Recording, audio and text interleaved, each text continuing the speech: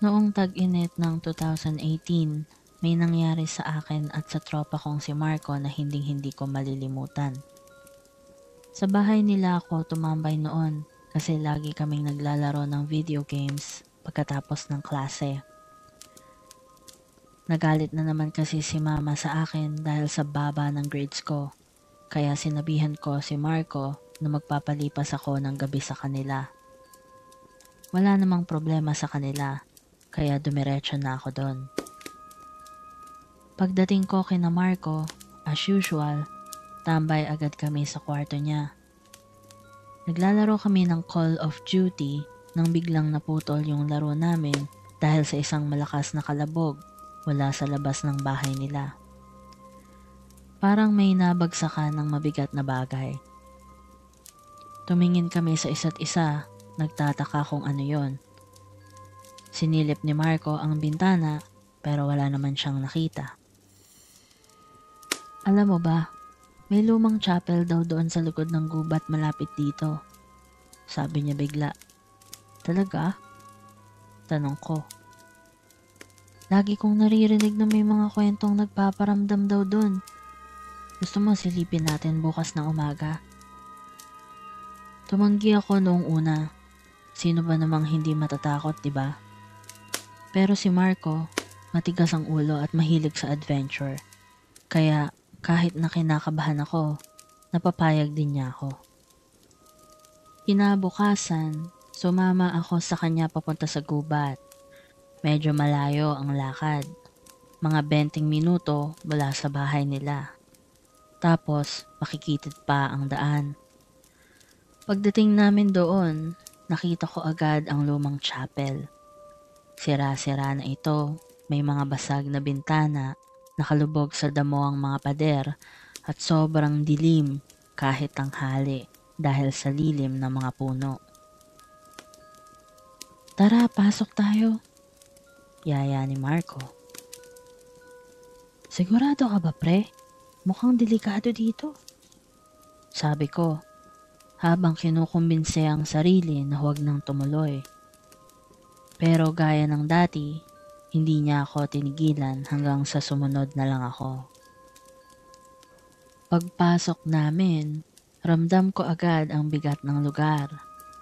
Para bang may kung anong hindi maipaliwanag na presensya. Ang daming kalat sa loob, mga sirang upuan, punit-punit na kortina, at mga gamit na halatang iniwan na ng matagal. Pero ang pinakakakaiba ay ang amoy. Parang bulok na hayop na inihalo sa amoy ng lupa at alikabok.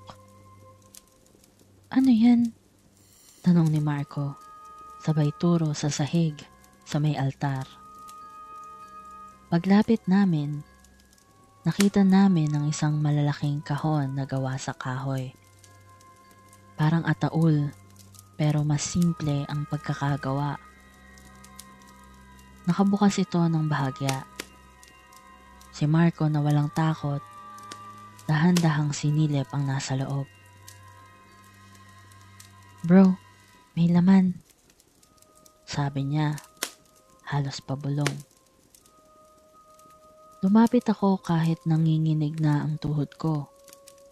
Pagtingin ko sa loob, tumambad sa amin ang isang bungkos ng damit na may mansa ng dugo, mga kandila na nauubos na at isang bagay na ayokong makita. Isang piraso ng buto. Hindi ko alam kung anong hayop o tao ang pinagmula nito, pero siguradong hindi ito normal. Pagkaalis namin sa chapel, dumiretso kami sa bahay ni na Marco. Hindi namin alam ang gagawin, pero sa sobrang kaba namin, napagdesisyon na naming tumawag sa pulis. Hindi na kami nag-isip kung mapapagalitan kami sa ginawa naming trespassing. Ang mahalaga, maimbestigahan yung nakita namin. Pagdating ng mga pulis, dinala nila kami pabalik sa chapel. Halos ayoko nang pumasok ulit, pero kailangan naming ituro kung saan namin nakita ang kahon. May mga investigator na kumuha ng litrato at sinuri yung laman ng kahon. Nalaman namin mula sa kanila na ang mga butong nahanap namin ay hindi galing sa hayop. Posibleng tao ang pinagmulan nito. Habang iniimbestigahan ang lugar, may nakalap silang mga dokumento at papel sa gilid ng altar. Dito na nagsimulang lumitaw ang mas malalim na kwento tungkol sa chapel na yon. Napag-alaman ng mga pulis na matagal na palang inabandona ang chapel dahil sa isang insidente noong dekada 60. Ayon sa mga dokumento, ginamit daw ito ng isang kulto na nagpe-perform ng mga ritual na sakripisyo. Maraming residente ang nagsasabing nawawala ang ilang tao sa lugar noong panahon na yon. Pero walang pruweba kaya hindi na imbestigahan ng maayos. Ang kahon na nakita namin ay posibleng bahagi ng mga iniwang gamit ng kulto. Pagkatapos ng lahat ng yon, ilang linggo rin akong hindi mapakali. Lagi kong iniisip ang mga posibleng nangyari sa mga taong nawawala at kung ano ang pinaggagawa ng kulto na yon. Si Marco naman, kahit matapang sa simula, halatang naapektuhan din. Tumigil na siya sa pagiging adventurous at mas naging maingat sa mga desisyon niya.